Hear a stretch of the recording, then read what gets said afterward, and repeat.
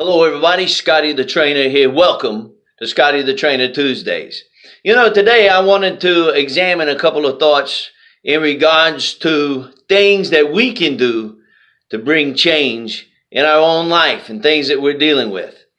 What I really want to entitle this is Don't Complain About What You Can Change. Don't complain about what you can change. The other day I was sitting down with my youngest son, Pesci, and we were watching a YouTube video. Now, these are some YouTubers that he really thinks are funny. If you've ever seen the game Cornhole, you know how this works. There's a plank with a hole in it, and you toss a beanbag and try to get it into the hole. All right. Well, in this cornhole game, the YouTubers, one sat on one side, one sat on the other. But they were not tossing the beanbags, trying to get them into the hole. What they were doing is they were throwing them as hard as they could to try to hit the other one in their private parts. So basically, they're sitting there throwing the beanbags at each other's nether regions. Now, of course, you know what happened in the video. And of course, Pesci died laughing, thinking that it's hilarious, and I'm shaking my head going, what are these guys doing just to get views on videos? Let me just rest assured, I'm not doing it. If this don't get me there, it ain't gonna happen. So, you know what happens. One of them gets hit right in the sweet spot. And of course, he falls on the ground, grabbing his lower area, screaming in pain. Now, he got up and was okay, but let's just think for a moment. If he had been hurt seriously and had been rushed to the doctor so that the doctor could check the family jewels, would anybody really feel sorry for this guy?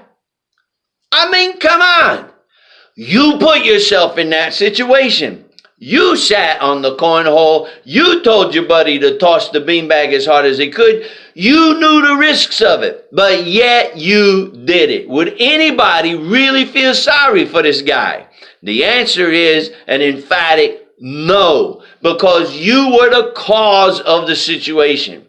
You put yourself in that situation and you paid the price. Now, as we stop for a moment to think about this, there are a lot of things in our life we don't control. I will give you that. There are also a lot of things in our life that come up out of nowhere that maybe we set in motion some time back. That's what they call the chickens coming home to roost. That's what I heard. I'm not a farm person, so I don't really know about that. I'm a city boy from the East Coast. You know that. But here's what I do know. There are a number of things in our life we are responsible for. Things we've set in motion. But here's what I want to deal with. The things that continue to happen. Continually, we perpetuate it. We keep things stirred up. And that's why they continue to happen in our life. Now imagine if we keep those things agitated and stirred up, then if we were to stop it, they would disappear. Now, there are a number of people out there in life that when you do something and you try to have a conversation with them, if they don't like how it's going, they blow up, they get angry, so that their anger is a defense mechanism to cause you to back up and go, you know what, I don't feel like fighting with them, I'm just going to let it go, whatever they want to do. That anger is something that they use to control people around them. It's a control mechanism.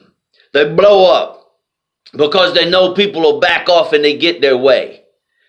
If that person were to get a hold of their emotions and actually have a conversation and work through things, all of that pressure and all of that stress will go away. This is a serious thing that we need to look at. What's happening in our life that we are actually in control of?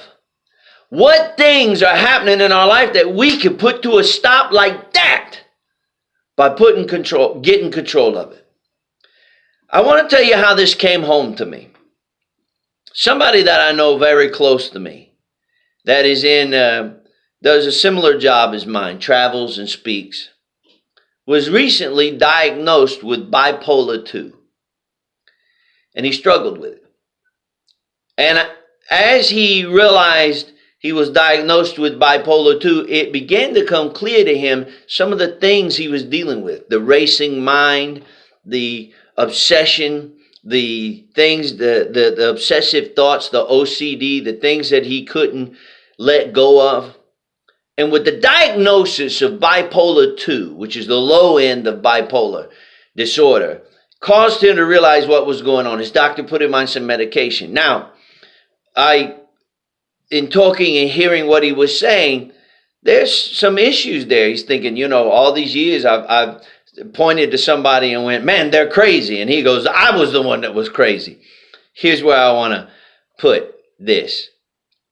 I said to him, and his doctor reiterated to him as well, you found out you have a condition, a legitimate condition. That medication helps you with the bipolar, just like someone with high cholesterol takes medication and it helps them. I said, you realized you had an issue, and here's what you did. You did something about it. There was something that you could do about it.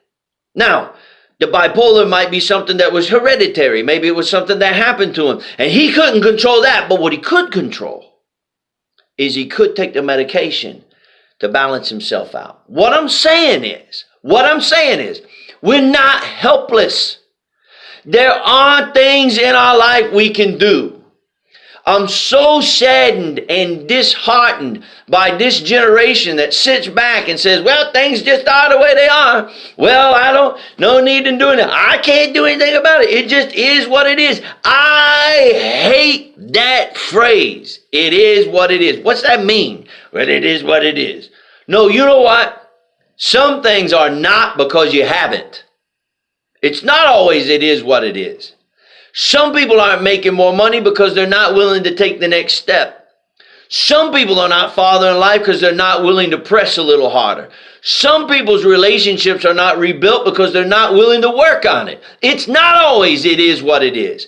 We do control certain things in our life. Don't think your life is spinning out of control. You really do have something to say about it. You are the one that's in the driver's seat. And if you're in a situation because of a decision that you made, then I have good news for you. By making a different decision, it will cause a change. One man said to me, I'm glad when I realized I was my problem, because since I got myself in this mess, I can get myself out of it. And I suppose it's true. If you're the problem, you can be the solution. Not everything in life you can control, but let's not play that trip on ourselves that says, I can't do anything. You can. I can do something in our life. So it's time to start looking at, do some self-inventory, and get to work. As always, I'm Scotty the Trainer, and that's just how I see it.